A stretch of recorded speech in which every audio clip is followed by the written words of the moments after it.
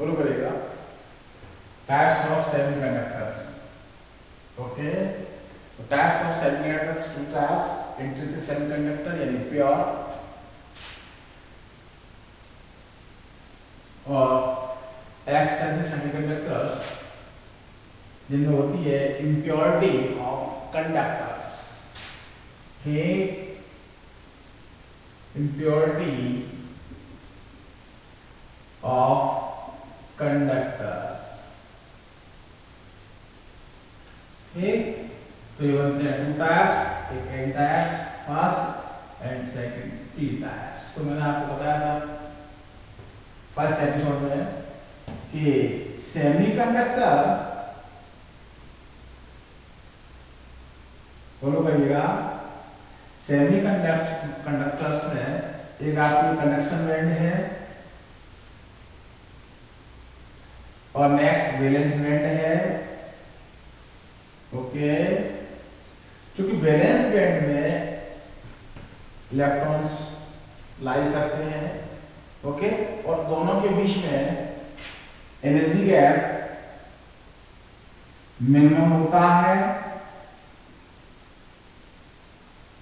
ठीक, जो पहले फॉलो किया था कि उसका कारण ये है, उसका रीजन ये है कि सेमीकंडक्टर का डाइलेक्ट्रिक कांस्टेंट हाई होता है और इलेक्ट्रिक फील्ड डाइलेक्ट्रिक कांस्टेंट के इनवर्सली प्रोपोर्शनल होता है।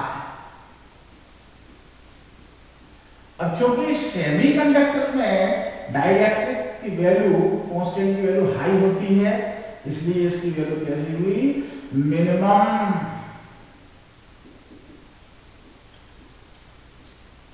अब क्योंकि मिनिमम हुई तो कंडक्शन में और वैलेंस बैंड के बीच में जो एनर्जी गैप है होगा मिनिमम, यानी फॉर्मूलन एनर्जी गैप।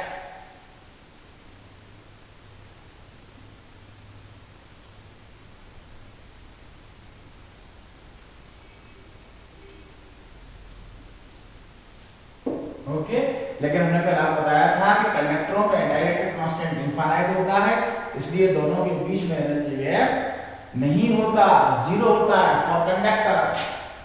फॉलो करिएगा, for conductors energy gap zero, क्योंकि डाइलेक्ट्रिक कांस्टेंट इनफाइनाइट। ठीक, अब सेमीकंडक्टर्स में क्या है, वैलेंस बैंड और कंडक्शन बैंड के बीच में एनर्जी गैप मिनिमम है।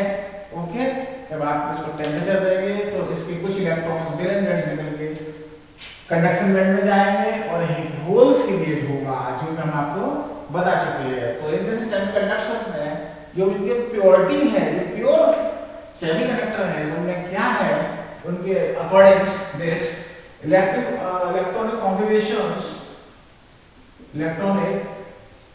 कॉन्फ़िगरेशंस के अकॉर्डिंग अगर मैं बात करता हूं फोर्थ ए ग्रुप्स की कैंडिडेटों की। ओके, इसमें फर्स्ट है कार्बन। ठीक, atomic number 6, next silicon, atomic number 14। ठीक, next germanium, atomic number 32। Okay, अब इसको एक्सप्लेन करेंगे। ओके, फॉलो करिएगा, इलेक्ट्रॉनिक कॉन्फ़िगरेशंस के अकॉर्डिंग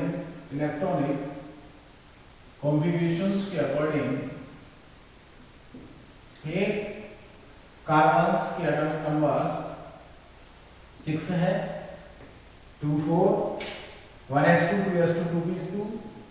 लास्ट ऑर्बिट में वैलेंस बैंड में 4 इलेक्ट्रॉन्स हैं। अब चूंकि s और p आपस में ओवरलैप नहीं करते, इनके बीच में कुछ एनर्जी गैप होता है। ठीक, जबकि silicon 14 2 8 4, 1s2 2s2 2p6 and 3s2 और लास्ट वैलेंस बैंड में 4 इलेक्ट्रॉन्स। Similarly germanium 32।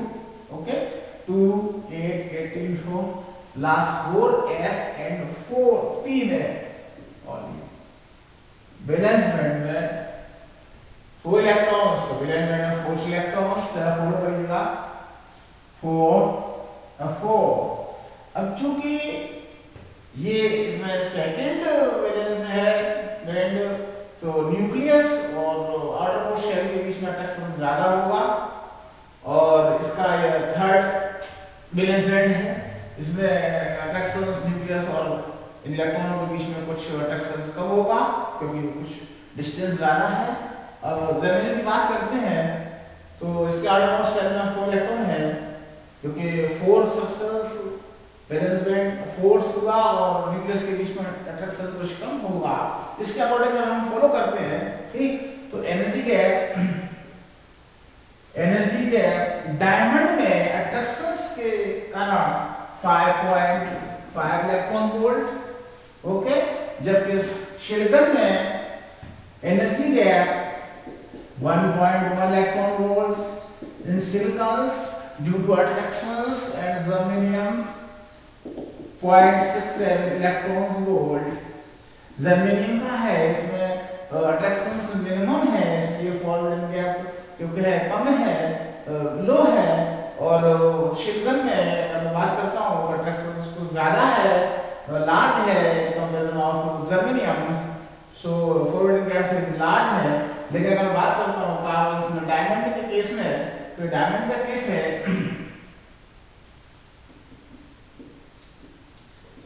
डायमंड के केस में न्यूक्लियस और आउटरमोस्ट शेल्स के बीच में अट्रैक्शन कुछ ज्यादा है, वो है, इसलिए फॉरवर्ड गैप जो है कुछ ज्यादा है, तो समथिंग 5.5 इलेक्ट्रॉन वोल्ट है। अब होता क्या है कि कंडक्शंस बैंड में और वैलेंस बैंड में लार्ज गैप होने के कारण, किसकी बात करते हैं, कार्बन्स की, फॉर कार्बन्स, लार्ज गैप होने के कारण वैलेंस बैंड में लाई करने वाले इलेक्ट्रॉनों को इतनी एनर्जी नहीं मिल पाती कि वो वैलेंस बैंड में जंप कर सके, इसलिए कार्बन जो है इनके आउटरमोस्ट शेल में 4 इलेक्ट्रॉन होने के बावजूद भी इस सेमीकंडक्टर की तरह वर्क नहीं करता। वर्क करने का काम किसका रहा, सिलिकॉन का और जर्मेनियम का, ओके, क्योंकि इनमें फॉरवर्ड जो गैप है कंडक्शन बैंड और वैलेंस बैंड के बीच में जो एनर्जी गैप है वो कुछ कम है, क्योंकि लास्ट ऑर्बिट्स के इलेक्ट्रॉन्स और न्यूक्लियस के बीच में अट्रैक्शंस मिनिमम है, इसलिए जो एनर्जी गैप हुआ 1.1 कुछ कम है, और ये इतनी एनर्जी ड्यू टू हीट की वजह से जो है वैलेंस बैंड से इलेक्ट्रॉन जंप करते हैं और कंडक्शन रिमूव करने के बाद फिर वो कंडक्टिविटी शो करते हैं। ओके,